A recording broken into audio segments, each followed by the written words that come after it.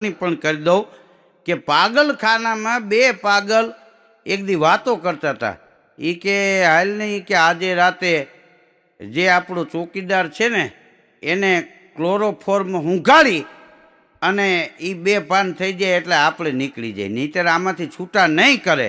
રાતના બરોબર 12 સાડા 12 વાગ્યા છે તો બે પાગલ ક્લોરોફોર્મ લઈ અને ચોકીદારની ઓયડી પાસે ગયા ને, ત્યાં મોકે ચોકીદાર નહીં તો પાગલ ત્યાંથી પાછા વળી ગયા. એક પાગલ બીજાને કે આ ચોકીદારે આપણો આખો પ્લાન ફેરવી નાખ્યો મોટા, નહીતર આજ છટકી જાય.